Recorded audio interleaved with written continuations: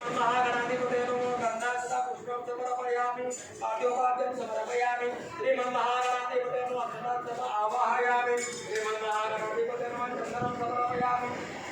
आवाहयामि ॐ भद्रकर्णके शृणुयभ्यं देव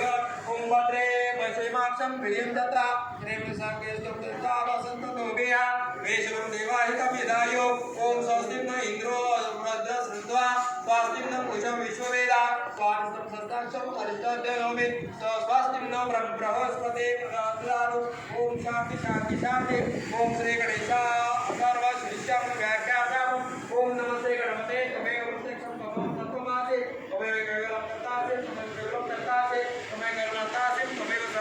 सर्वं गणकेत ब्रह्मासि ॐ साक्षादान्तासि नित्यमं धृतमत्वे सत्यमत्वे अत्वत्वात्मानमवतारम् अवश्रोतारम् अवदातारम् अवधातारम् अवानुचानमं शिष्यम् अवं पञ्चातम् अवं पुरस्तातम् अवोत्तरातातम्